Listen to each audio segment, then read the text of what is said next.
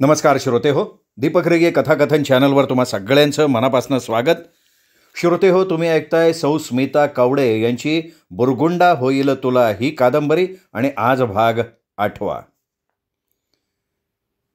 बघता बघता प्रसादचा धंदा एवढ्या जोमात सुरू झाला की 2-4 भुसार मालाची दुकानच सुरू झाली.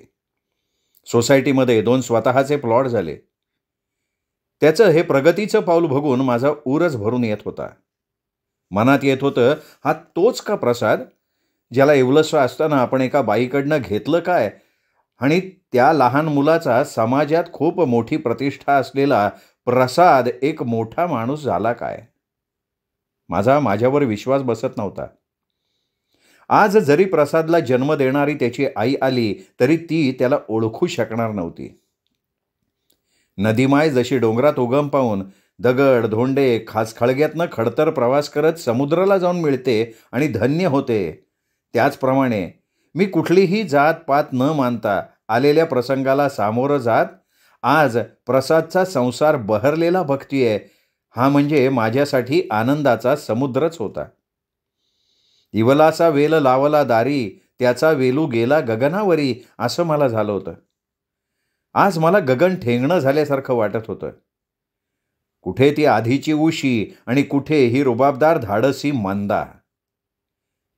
माझा विश्वासच बसत नव्हता हे सगळं आठवल्यावर. कितीतरी दिवसानं माझ्या आयुष्यातली मेलेली उषा, तिच्याबरोबरच्या सगळ्या व्यक्ती आज पारूचं बोचकं उघडलं तेव्हा जिवंत झाल्या होत्या. डोळ्यातून परत त्या आठवणी अश्रुवाटे बरसत होत्या. मीही त्या आठवणींशी एकरूप झाले होते. नाही म्हटलं तरी मी त्यात गुंतले होते. काही झालं तरी फुलांपासनं त्यांचा गंध कधी चोरता येतो का. आकाशातलं चांदणं जसं त्याच्याशी एकरूप झालेलं असतं, तसं कितीही त्या आठवणींवर मनानं चादर ओढली तरी त्या एक ना एक दिवस परत आपल्याला येऊन चिकटल्याशिवाय राहत नाहीत. अगदी त्याचप्रमाणे त्या सगळ्या आठवणी माझ्या अवतीभोवती पिंगा घालत होत्या. मी क्षणात हसायचे तर क्षणात रडायचे. मी अंतर्मुख झालेली असताना दारावरची बेल वाजली. बाहेरनं आवाज आला, अगं आजी, किती वेळ आम्ही दरवाजा वाजवतोय, बेल वाजवतोय, आजी दार उघड. हे ऐकल्यावर मी भानावर आले. जसा आत्मा एक शरीर सोडून दुसऱ्या शरीरात प्रवेश करतो, त्याचप्रमाणे मी उषाचा रोल सोडला आणि मंदा झाले. पटकन पारूचं बोचकं मी आहे तशी गाठ मारून वर जिथे होतं तिथे ठेवून दिलं. आलेल्या आठवणी गट्ट दिशी गिळून स्वतःचा रडका चेहरा सावरत उगाचच गुडघा दुखतोय याचं खोटं खोटं नाटक करत मी दरवाजा उघडला. तेवढ्याच सीमा म्हणाली, काय हो आई, अहो आई, किती वेळ दरवाजा उघडायला, आम्ही फार घाबरलो.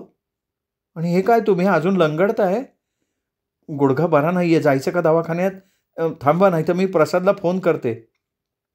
मी तिला म्हणाले, अगं हो, मी बरी आहे आता, किती प्रश्न विचारतेयस.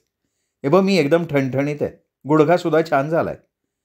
असं मी म्हटल्यावर सीमा जरा शांत झाली. प्रणाली माझ्या अंगावर येऊन म्हणाली, आजी, तू का नाही आली माझ्याबरोबर, तुझा गुडघा चांगला आहे तर जा, तुझ्याशी कट्टी. असं म्हणत ती लाडे लाडे भांडायला लागली. मी तिला कसंबसं समजावलं. 2-4 चॉकलेट्स तिच्या हातावर टेकवली. गाडी आली लगेच रुळावर. पारूनही माझ्या गुडघ्याची माझ्याजवळ येऊन चौकशी केली. पण ज्या पारूवर मी मनापासून प्रेम करायचे तेच प्रेम आज ती माझी सवत हे कळल्यावर थोडं कमी झाल्यासारखं वाटत होतं. मला माझीच लाज वाटली. आपण पारूला स्वतःहून घरी घेऊन आलोय. या सगळ्या परिस्थितीत त्या बिचारीचा तरी काय दोष होता. तिला मी नाही तर कोण समजून घेणार. असं म्हणून मी माझ्याच मनाची समजूत घालत काळजावर दगड ठेवून तिच्याशी पूर्ववत वागत होते. कधीही तिला कुठल्याही गोष्टीतनं जाणवू दिलं नाही की मी तिची सवत आहे आणि मला हे सगळं समजलंय म्हणून. एखादी गोष्ट माहीत नसेल तर वेगळं, पण माहिती आहे की समोर आपली सवत आहे, किती यातना होतात मनाला. मी याचाही अनुभव घेतला. अनुभवाचे घोट कितीही कडवट असले तरी पिण्याची आणि पचवण्याची ताकद त्या अनुभवांनीच दिली होती. झालेलं मागचं सगळं विसरले आणि मी परत पारूशी मिक्स झाले. नकळत एका छताखाली आम्ही दोघी सवती खूप छान नांदत होतो. प्रसाद आमच्या दोघींचाही मुलगा नसला तरी तो आमची जीवापाड काळजी घेत होता. तो मला जसा मान द्यायचा अगदी तसाच मान तो पारूलाही देत होता. दुकानी जाताना दोघींच्या पाया पडून जाणार. बाहेरून चप्पल, साडी काहीही आणायचं म्हटलं की दोघींना सारखंच घेऊन येणार. दोघींना हाताला धरून बसवून सीमानं बनवलेलं कधी कधी खायला घालणार. जेवण झालं की वेळ काढून आमच्याबरोबर शतपावली करणार. तो एवढा जीव आम्हा दोघींना लावायचा की आम्हालाच कधीतरी लाज वाटायची. बिचारी जन्म देणारी आई बाजूला राहिली आणि आपणच त्याच्या प्रेमावर हक्क गाजवतोय. त्याचं एवढं प्रेम बघून पारूही भारावून जायची. आज आमच्या घरात पारूला आणून 4-5 वर्ष झाली होती. ती आमच्यात खूप रमून गेली होती. पण एवढे दिवस राहून सुद्धा तिने कधीही तिच्या गत आयुष्याबद्दल एक शब्द सुद्धा काढला नव्हता. चुकून असा विषय समोर आला की लगेच ती त्याला बगल द्यायची. एक दिवशी मध्यरात्री पारू उसणत उठली. नका नका परत माझ्या घरी सासरी पाठवू. मी तुमच्या घरातली आडगळीचं सामान म्हणून राहील. मला नका पाठवू, पाया पडते हो तुमच्या. असं ती म्हटल्यावर मी दचकून उठले. तिला जवळ घेऊन समजावत म्हणाले, हे बघ पारू, कोणतंही संकट आलं तरी आम्ही तुला एकटीला सोडणार नाही. झोप आता, रात्र खूप झाली आहे ना. असं म्हणून तिला जवळ घेऊन पाठीवरनं प्रेमानं हात फिरवला तेव्हा तिला थोडासा धीर आल्यासारखा वाटला. पारूनं माझा हात हातात घेतला आणि म्हणाली, अगं ताई, किती करशील माझ्यासाठी. माझ्या न जनगोताचं तुम्ही. पण हा 4-5 वर्ष झाली मी तुमच्याकडे राहते. कधी मला दुसरेपणा जाणवला नाही. उलट माझ्यावर तुम्ही केलेल्या प्रेमाच्या उपकारानं मी दबून गेले ग ताई.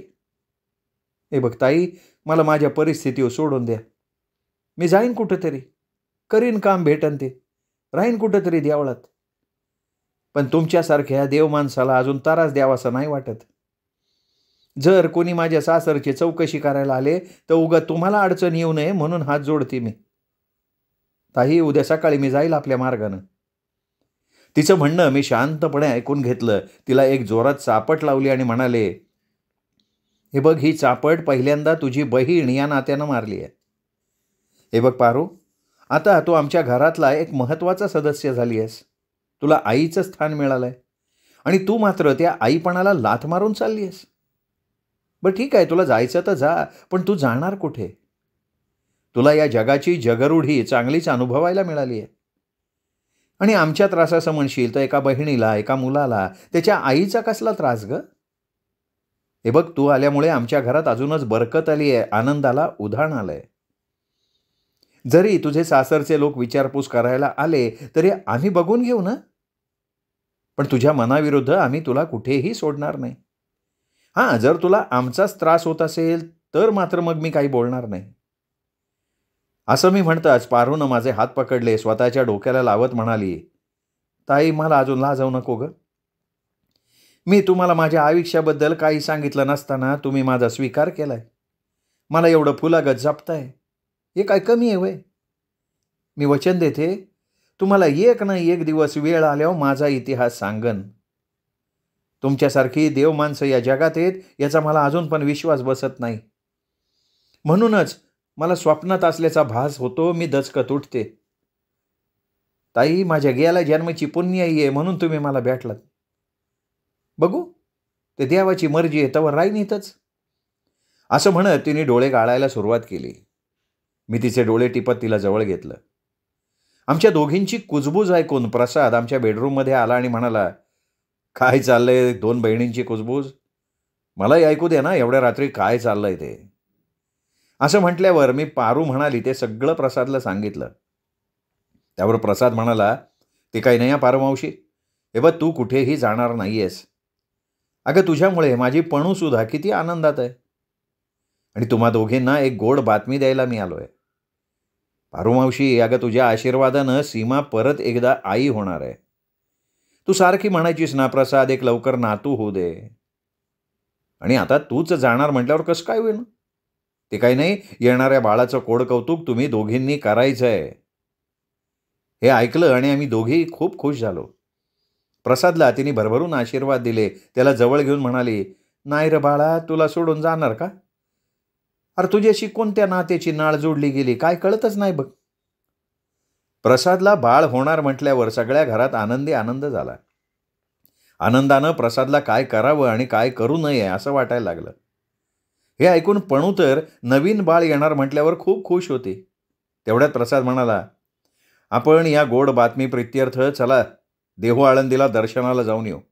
त्यानिमित्तानं सर्वांनाच तेवढी ट्रीप आणि माझ्या 2 आयांना देवदर्शन घडवल्याचं मला समाधान मिळेल. मी फार कंटाळून गेलोय रोज ते दुकान तोच व्याप सांभाळून. आपण सगळेच जाऊन येऊयात. आमच्या दोघींची होकारार्थी मान हलल्यावर त्यांनी लवकरच जायचं असं ठरवून टाकलं. प्रसादनं पणूला आणि सीमाला उद्याच्या प्लॅनिंगचं सांगून ठेवलं. त्या दोघी मायलेकी तर खूप खुश झाल्या. प्रसाद बाहेर यायला तयार झालाय म्हणजे देव पावलाय, सीमा म्हणाली. प्रसादच्या कामाच्या व्यापातून गेली किती वर्ष आम्ही एकत्र कुठेही बाहेर गेलेलो नव्हतो. आज तो दिवस उजाडला होता. आमच्या सगळ्यांची जाण्यासाठी जय्यत तयारी चालू झाली. पारूनं छान तिखट मिठाच्या पुऱ्या, भरली वांगी, तिळाच्या पोळ्या, मासवडी काय काय प्रकार करून घेतले. दर्शन करून तिथेच झाडाखाली बसून जेवायचा बेत आखला होता. पणू तर लगेच शाळेला दांडी मारून छानसा परीचा फ्रॉक घालून तयार सुद्धा झाली. घरचीच गाडी, त्यामुळे कधीही निघा आणि कधीही माघारी या. सगळं सामान डिक्कीत ठेवून आम्ही सगळेजण निघालो. मस्त सुटलेल्या वाऱ्यावर आपले केस उडवत पणू सगळ्यांना धक्के मारत होती. पणू आणि सीमा दोघी मायलेकी गाण्याच्या भेंड्या खेळत होत्या. त्या दमल्या की माझा आणि पारूचा एका सुरात हरिपाठ सुरू झाला.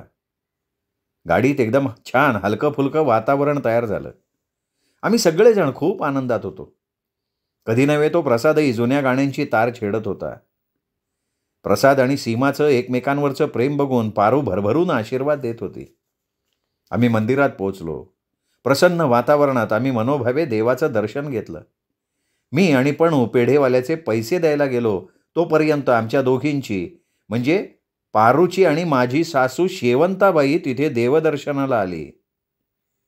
तिने एकदम पारूला बघितलं आणि पारूचा हात ओढत म्हणली, अगं ए भावाने, घरदार सोडून कुठं हिंडायला लागली ग तू?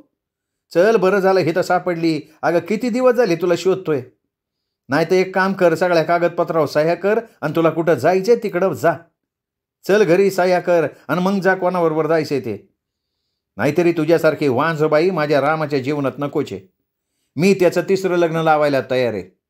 तू नको काळजी करू, मी सगळी तयारी करून आली. असं म्हटल्यावर पारूनं सासूचा हात पटकन झटकला आणि प्रसाद प्रसाद म्हणून ओरडायला लागले. प्रसादनं पटकन तिथे जाऊन त्या बाईला दम दिला आणि म्हणाला, हो बाई, माझ्या आईशी कुठल्या भाषेत बोलताय तुम्ही? तुमचा संबंध काय? तिच्याशी अरेरावीत बोलताय तुम्ही? तुम्ही चला इथनं निघा, नाही तर मी पोलिसांना फोन करतो. असं म्हटल्यावर सासू जरा घाबरली आणि इकडे तिकडे चाचपडत आलेल्या बायकांबरोबर निघून गेली. पण जाता जाता तिने धमकी दिली, पारे तुला सोडणार नाही मी, बघूनच घेते बघ तुला. पारू तिच्या धमकीला घाबरून थरथर कापायला लागली. हे बघ मावशी, हे असे कितीतरी लोक असतात धमकावणारे. आपण नाही भीक घालायची त्यांना. हे बघ, जोपर्यंत तू माझ्याकडे आहेस तोपर्यंत तुझ्या केसालाही मी धक्का लागू देणार नाही. बघू आपण त्या बाईचं काय करायचं ते. मी आहे तुझ्या पाठीशी, घाबरू नकोस. मी आणि पणू पेढेवाल्याचे पैसे देऊन आलो तो प्रसादनं हे सगळं रामायण सांगितलं. माझ्या डोळ्यांसमोर त्या कडक सासूबाईचा चेहरा आला. मी दचकले. मनाशी म्हणाले, बापरे, ही सासू आज पारूचा शोध घेत इथपर्यंत पोचली नाही ना? जर तिला माझ्याविषयी, माझ्या प्रसादविषयी काही माहीत झालं तर? जर तिने विचारलं हा प्रसाद कोणाचा मुलगा आहे तर? या नानाविध प्रश्नांना मी कुठल्या तोंडानं उत्तर देणार होते? मी माझ्या विचारचक्रात गुंतलेली असताना प्रसाद ओरडला, अगं आई, मावशीला धीर द्यायचा सोडून तूच कसला एवढा विचार करतेयस? का तू सुद्धा घाबरलीस त्या बाईला? सीमानं पारूला पाणी प्यायला दिलं. मग मीच खंबीर झाले. पारूला म्हणाले, हे बघ पारू, आता तुझ्या मनाविरुद्ध तू वागायचं नाहीस. तुझ्या पाठीशी आम्ही खंबीरपणे उभे आहोत. तिला घाबरायला ती काय वाघीण लागून गेली आहे का? असं म्हणत मीच घाबरलेली असताना मी तिला धीर दिला आणि आम्ही जेवण करण्यासाठी गाडीतनं एका दूरवरच्या शेतात वनभोजनाला गेलो. सगळे पटकन गाडीतनं खाली उतरले. खाली अंथरायला चटया टाकल्या. आम्ही जेवणाचे डबे, पत्रावळ्या, द्रोण, पाण्याचे जार खाली घेतले. सगळ्यांनी हात धुवून गोल पंगत बसवली. पणूला तर निसर्गरम्य वातावरण बघून प्रचंड आनंद झाला होता. प्रवास करून दमल्यानं सगळ्यांनी जेवणावर यथेच्छ ताव मारला होता. पारू मात्र थोडीशी हळवी आणि भित्री असल्यामुळे आतून घाबरली होती. पण आम्ही तिला खूप समजावत होतो. प्रसादनं शेताच्या मालकालाही आमच्याबरोबर पोटभर जेव घातल्यानं त्यांनी आंब्याच्या झाडाखाली आपलं फाटकं धोतर अंथरलं आणि एक वामक उक्षीसुद्धा काढली. त्यानंतर आम्हाला त्याने आपलं सगळं शेत फिरून दाखवलं. सुगीचे दिवस असल्यानं त्यांनी आपल्या शेतातली मक्याची कणसं, हुरडा, रानमेवा आम्हाला भरून भरून दिला. प्रसादनं त्या शेतकऱ्याच्या हातात एक आजोबा या नात्यानं 1000 रुपये ठेवले आणि म्हणाला, आजोबा, आज आम्ही पहिल्यांदा शेतात एवढा आनंद लुटला. आजोबांच्या मायेनं तुम्ही सुद्धा आम्हाला जीव लावलाय. असं म्हणून प्रसाद त्यांच्या पाया पडला. तो शेतकरी पैशासाठी नकोच म्हणत होता, पण प्रसाद म्हणाला, एक नातू ही भेट म्हणून देतोय तेव्हा ती स्वीकारा. असं प्रसाद म्हटल्यावर त्यांनी ते पैसे अगोदर आपल्या काळ्या आईच्या ढेकळात ठेवले आणि मग आपल्या मळक्या बंडीच्या खिशात घातले. त्या शेतकऱ्यानं आम्हाला भरल्या अंतःकरणानं निरोप दिला. परत कधी आला तर आवर्जून या आजोबाच्या शेतावर या असंही सांगितलं. पणू तर त्या शेतकऱ्याच्या खांद्यावर बसून विहिरीवरचा सुगरणीचा खोपा, त्यांची झोपडी, ती लवलवणारी झाडाची पाती, तो मावळतीचा सूर्य, हे सगळं डोळ्यात मनापासून टिपून घेत होती. तिच्या चेहऱ्यावरचा हा आनंद पैशात न मोजता येणारसारखा. आज खूप दिवसांनी बाहेर पडल्यामुळे आम्ही सगळेजण खूप खुश होतो. पण सासूबाई आल्या आणि या प्रवासाला गालबोट लागल्यासारखं झालं होतं. जाताना जो जोश होता तो येताना जरा कमी झाला होता. पारूचा तो सुकलेला नाराज चेहरा बघवेनासा झाला होता. कितीही उसना अवसान आणलं तरी मी सुद्धा घाबरलेलीच होते. तरीही माझ्या वेदना कोणाला सांगता येण्यासारख्या नव्हत्या. त्या वेदना आबोल वेदना होत्या. थंडी वाजत होती म्हणून प्रसादनं आम्हा दोघींसाठी आणलेल्या शालीबरोबर मी छातीशी कवटाळून मुक्यानं पडले होते. घरी पोचायला आम्हाला संध्याकाळ व्हायला आली. मग सगळ्यांची आवराआवरीची गडबड सुरू झाली. रोज पारू पुढवून स्वयंपाकाचं बघते, पण मीच तिच्या मनाचा ठाव घेऊन पटकन हातपाय धुवून कोणी जास्त जेवणार नाही याचा अंदाज घेऊन मुगाची खिचडी, भरपूर लसूण आणि लोणकडी तुपाच्या फोडणीत केल्यानं घरभर त्याचा घमघमाट सुटला. पणून तर नाकाची दांडी मोठी असल्यासारखी खिचडीचा वास सुटल्या सुटल्या, अरे वा, मुगाच्या खिचडीचा बेत आहे असं म्हणत नाचतच आत आली. आम्ही सगळ्यांनी गरम गरम खिचडी तूप पोटभर खाल्लं आणि निद्रादेवी आमच्या डोळ्यावर आक्रमण करायला आली. त्या निद्रादेवीला आम्ही नतमस्तक होऊन केव्हा घोरायला लागलो कळलंही नाही. पारू मात्र झोपेतही उसणत उठायची. मी आपलं झोपेतच तिला समजवायचे की पारू झोप आता, मी आहे ना तुझ्याजवळ, घाबरू नकोस ग. असं तिला सांगत मी परत निद्रादेवीच्या अधीन व्हायचे.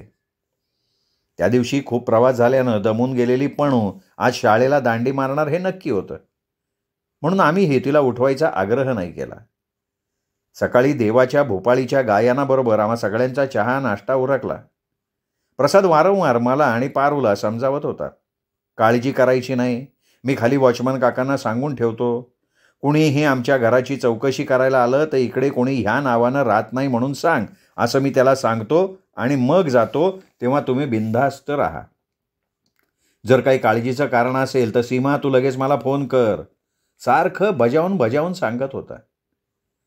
प्रसाद दुकानावर निघून गेला की आम्ही आमचा वेळ कामात घालवत असतो. पण आज राहून राहून भीती वाटत होती. 2-4 दिवस निघून गेले, जरा भीतीचे ढग पांगल्यासारखे झाले. 10-15 दिवस झाले तरी कोणीही पारूची चौकशी करायला आला नाही म्हणून मनाला हलकासा धीर आला होता. पण तरी बाजारात किंवा देवाला जायचं म्हटलं ना तरी भीती वाटायची. त्या कडक शांताबाईला घाबरून तरी किती दिवस जगायचं. जर ती आलीच चुकून तर तिलाही कायमचा धडा शिकवायचाच. मीही माझ्या मनाची तयारी केली होती. सासूचा अन्याय किती सहन करावा मी आणि पारूनं. त्यापेक्षा एकदाच एक घाव 2 तुकडे करू असा विचार मनात येत होता. पारू परत चांगली रुळली होती घरात. सीमाचे डोहाळे पुरवण्यात माझी आणि पारूची चढाओढ लागली होती. तू चांगला पदार्थ करून घालतेस का मी चांगला बनवते ह्या दोघीही भुलून गेलो होतो. सीमा म्हणायची, देवानं कदाचित हे सुख देण्यासाठी मला अनाथ ठेवलं असेल. मला माझी आई पुसटशी सुद्धा आठवत नाही. पण मूर्तिमंत देवाचं रूप आणि आई कशी असते हे मी लग्न झालेल्या दिवसापासून अनुभवतेय. आणि देवानं आता एवढी कृपा केली आहे की त्यांनी एक नाही तर तुम्हा दोघींच्या रूपात मला 2 आया प्रदान केल्या आहेत. म्हणून ती पार मांडीवर डोकं ठेवून मांडी भिजेपर्यंत रडायची. मग मी तिला समजून सांगायचे, अगं जे आम्हाला मिळालं नाही सासूचं प्रेम, ते फक्त तुला द्यायचा प्रयत्न करतोय आम्ही. तू माझ्या मुलीसारखीच आहेस. असं म्हणून तिला आम्ही दोघेही जवळ घ्यायचो. आमच्या घराला कोणाची नजर लागू नये एवढं फक्त रोज त्या परमेश्वराला आम्ही विनवत होतो. तेवढ्यात एक दिवशी खाली वॉचमनकडे कोणीतरी पारू इथे राहते का असं विचारायला आलं.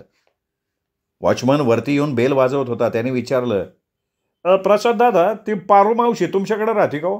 कोणीतरी तिची चौकशी करायला आले खालती. असं म्हटल्यावर आमच्या दोघींच्याही अंगाला दरदरून काटा फुटला. आता काय करायचं म्हणून दोघीही देवापुढे जपाची माळ घेऊन बसलो. नकळत दोघींचं दुखणं एकच होतं. प्रसाद कपडे घालून खाली गेला. त्याचेही पाय जड झालेले होते. तो माणूस प्रसादला विचारायला लागला, पारू नावाची बाई तुमच्याकडे राहते का? प्रसाद म्हणला, हां, पण पारू म्हणजे कोण? पारू नावाच्या या जगात कितीतरी महिला आहेत. तुम्हाला नेमकी कोणती पारू हवी आहे? असं म्हटल्यावर तो माणूस म्हणाला, अहो पारू म्हणजे माझी बायको, धुनी भांडी करती. आज 2-3 महिने झाले घर सोडून गेली. तिला हुडकत असताना इथल्या एक दोघांनी सांगितलं की या बिल्डिंगमध्ये राहती पारू नावाची बाई, म्हणून मी विचारायला आलतो. वॉचमन आधी नाहीच म्हणला, पण मीच त्याला तुम्हाला बोलवायला सांगितलं. काय आहे साहेब, बारकी बारकी 2 पोरं आहेत व पोटाला, त्यांचं कोणी करायचं?